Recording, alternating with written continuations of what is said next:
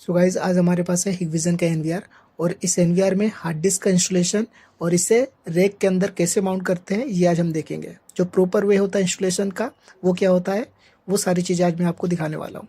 सो ये रहा हमारा हिगविजन का एनवीआर। सो सबसे पहले आपको इसके बैक साइड पर आना है और यहाँ पे एक और ये दूसरा दो स्क्रू आपको यहाँ पे देखने को मिलेंगे। आपको ये सबसे पहले ओपन कर लेना है, देन इसके जो कैबिनेट को आपको पीछे की तरफ पुश करना है। ठीक है, तो इसका जो कैबिन है वो ओपन हो जाएगा।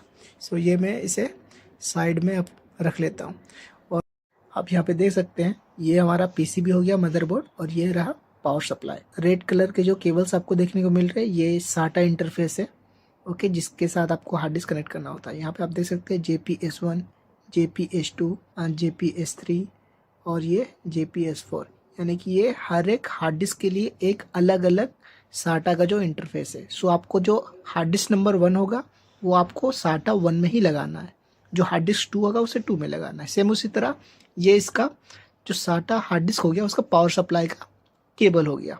ओके, यहाँ पर भी आपको 4 जो कनेक्टर्स है वो देखने को मिलेंगे। ये हार्ड डिस्क 1 के लिए, ओके, देन उसके बाद वाला जो कनेक्टर ये हार्ड डिस्क 2 के लिए और ये हार्ड डिस्क 3 के लिए, देन ये हमारा हार्ड डिस्क 4 के लिए।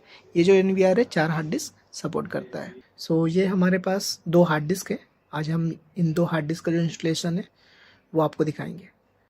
सो अभी आप देख सकते हैं कि हार्ड डिस्क में अब पावर केबल लगाया जा रहा है, देन उसमें जो डेटा का साटा केबल है वो लगाया जा रहा है।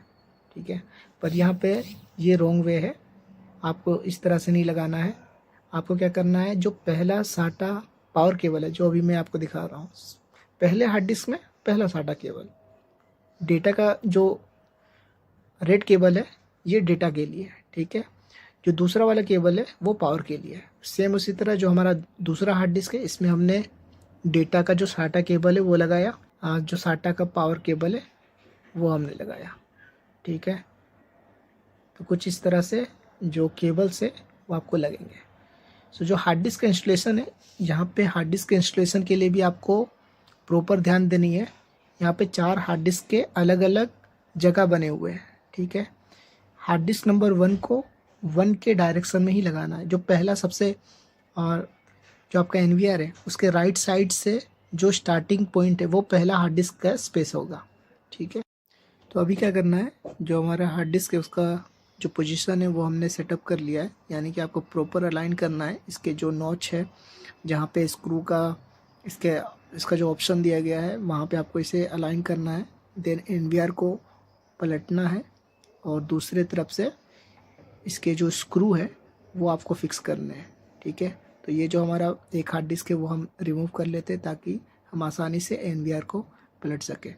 सो इस तरह से जब हम एनवीआर को पलट लेंगे देन इसका जो स्क्रू है वो फिक्स करेंगे। सो 1 बाय 1 हम सारे स्क्रू को फिक्स कर लेंगे। तो ये हमने 3 स्क्रू ऑलरेडी फिक्स कर रखा है, देन ये हमारा चौथा स्क्रू ये भी हमारा फिक्स हो गया। तो एक जो हमारा हार्ड डिस्क है उसका इंस्टॉलेशन हमने कर लिया। ये जो अभी हमने हार्ड डिस्क इंस्टॉल किया ये नंबर 2 हार्ड डिस्क है। ठीक है, इसका जो साटा केबल है वो हमें दोबारा से अलाइन करना पड़ेगा। ओके, सो ये नंबर 2 था हमारा। देन अब हम जो हमारा हार्ड डिस्क नंबर 1 है उसका जो इंस्टॉलेशन है वो करेंगे। सो टेक्नीशियन यही गलती करते हैं, उनको सबसे पहले क्या करना चाहिए, जो हार्ड डिस्क नंबर 1 है वो इंस्टॉल करना चाहिए ताकि प्रॉपर स्पेस मिले। अभी आप देखो यहाँ पे जब आप हार्ड डिस्क लगाओगे, ठीक है, और वो ऑलरेडी लगा हुआ है तो यहाँ पे आपका जो पोजीशन है हार्ड डिस्क पकड़ने का वो प्रॉपर नहीं बैठेगा। ठीक है, तो इस तरह तो ये जो सारी छोटी छोटी गलतियाँ होती है जो कि काम को डिफ़िकल्ट बनाता है। तो आपको क्या करना है, आपको प्रोसेस फॉलो करना है। सबसे पहले जो हार्ड डिस्क नंबर 1 है वो लगाना है, देन हार्ड डिस्क नंबर 2 लगाना है। ठीक है, नंबर 1 जो साटा है उसके साथ हार्ड डिस्क नंबर 1 ही कनेक्ट करना है, 2 नहीं कनेक्ट करना। ठीक है, तो ये हमने हार्ड डिस्क नंबर 1 वो हमने लगाया और उसका जो स्क्रू है वो अब हम 1 बाय 1 फिक्स करेंगे। सो जो हमारा नंबर 1 है स्क्रू वो फिक्स हो चुका है, देन जो हमारा नंबर 2 स्क्रू है वो हम फिक्स करेंगे। सेम उसी तरह जो बाकी स्क्रू है वो हम फिक्स करेंगे। सो हमारे जो स्क्रू है वो फिक्स हो चुके हैं, अब हम इसे सीधा कर लेंगे। ओके, सो अब जो हमारा हार्ड डिस्क नंबर 1 है, ये हमारा हार्ड डिस्क नंबर 1 है, तो हम इस पर जो हमारा साटा केबल, जो डेटा साटा केबल है, वो पहला वाला लगाएंगे। देन जो हमारा हार्ड डिस्क नंबर 2 है, उस पर साटा नंबर 2 लगाएंगे। ओके, सेम उसी तरह जो हमारा पावर सप्लाई है, पहले वाले पे जो हमारा पहला हार्ड डिस्क है, उस पर पहला साटा पावर सप्लाई। देन अभी आप देख सकते हैं जो हमारा हार्ड डिस्क नंबर 2 है, उस पर जो दूसरा पावर सप्लाई है साटा का, वो हम लगाएंगे। ठीक है, आपको ये प्रॉपर अलाइन क्यों करना है, ठीक है, मैं आपको थोड़ा क्लियर करता हूँ। ये अलाइनमेंट इसलिए ज़रूरी है, बहुत बार क्या होगा कि आपका जो हार्ड डिस्क है वो डैमेज होगा। तो जब भी हार्ड डिस्क डैमेज होता है, उस वक्त क्या करना होता है, आपको हार्ड डिस्क रिप्लेस करना होता है। और उस टाइम अगर आप गलत कनेक्शन किए होंगे, ठीक है, अगर आपने प्रॉपर नहीं किया होगा और अगर गलती से किसी दूसरे हार्ड डिस्क को रिमूव कर लिया, तो उससे आपका जो डेटा है वो लॉस हो सकता है। ठीक है, तो उससे बचने के लिए आप जो भी काम करें प्रॉपर मैनुअल के अकॉर्डिंग करें। इसके अलावा जब आपका जो इंस्टॉलेशन है HDD का वो प्रॉपर कंप्लीट हो जाए, तो कुछ इस तरह से आपको सारे केबल्स को, सारे वायर्स को, ठीक है, प्रॉपरली उससे आपको ड्रेसिंग करना है।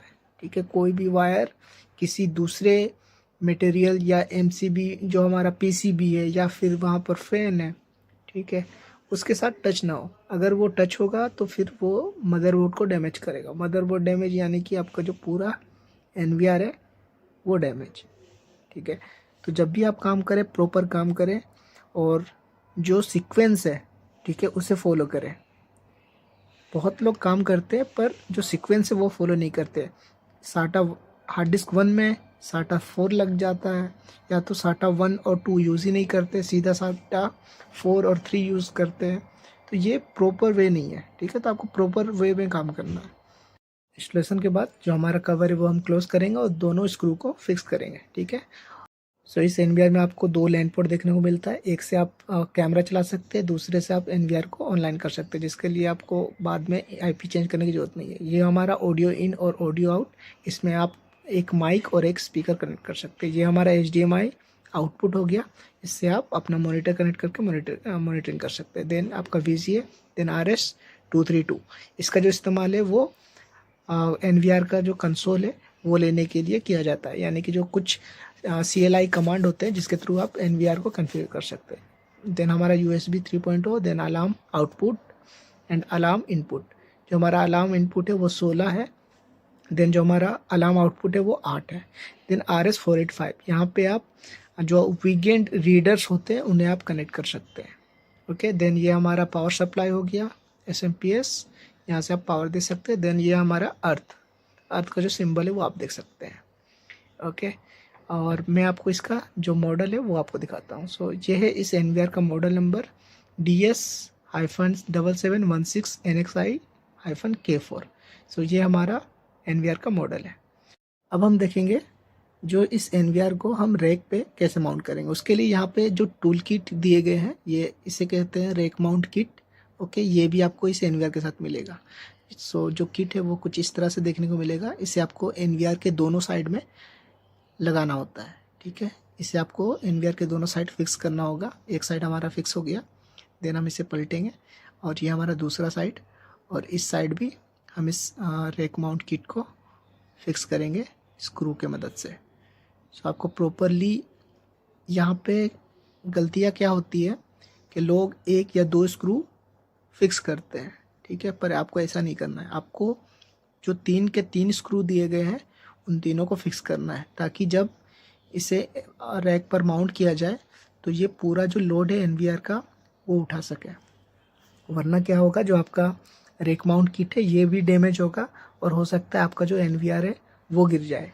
ठीक है, तो अब हम चलेंगे रैक की तरफ। मैं आपको रैक दिखाता हूँ। सो ये हमारा रैक हो गया और इस रैक पर हम इस NVR को माउंट करेंगे। जब आप रैक के साइड आइएगा आपको कुछ इस तरह से नंबर्स देखने को मिलेंगे और 2 नंबर के बीच में 2 लाइंस देखने को मिलेंगे। इसे कहते हैं 1 यूनिट, यानी कि इस पर 1 यूनिट जो 1U डिवाइस होते हैं वो इसके अंदर माउंट हो सकते हैं। ठीक है, पर जो हमारा NVR है वो है 1.5U, यानी कि ये जो 2 लाइन है इससे ज़्यादा स्पेस लेगा। अभी आप देख सकते हैं हमने 23 के लाइन पर लगाया, देन वो लाइन के क्रॉस करके हमने लगाया, ठीक है। एक लाइन के अंदर लगाया, एक लाइन को क्रॉस करके ऊपर वाले पोर्शन पे हमने इसका जो केजी नट है वो लगाया। तो हमने केजी नट लगा लिया है। देन हम इस NVR को कुछ इस तरह से यहाँ पर माउंट करेंगे, ठीक है। और ये प्रॉपरली आपको फिक्स करना है, देन स्क्रू के मदद से इसे टाइट करना होगा। सो हमारा जो NVR है वो 1.5U है, इसलिए हमने एक 23 पे लगाया, उसके बॉटम वाले लाइन पे, एक 23 के ऊपर जो लाइन है उसके ऊपर वाले पे लगाया। अगर हमारा 1U डिवाइस होता तो ये जो 2 लाइन है, ठीक है, ये जो 2 लाइन है इसके बीच में हम लगाते हैं, ठीक है। तो इस तरह से इसका जो पोजिशनिंग है वो किया जाता है। सो अब हम NVR को, हमारे पास जो स्क्रू है और केजी नट हमने ऑलरेडी लगा रखा है, इसके मदद से टाइट करेंगे। ओके, सो एक हमने सबसे पहले ऊपर की ओर वाला जो केजी नट है उस पर स्क्रू माउंट किया, देन दूसरे साइड के डाउन की ओर, ताकि जो हमारा NVR है वो बैलेंस हो जाए। देन हम बाकी के जो स्क्रू है उसे फिक्स करेंगे।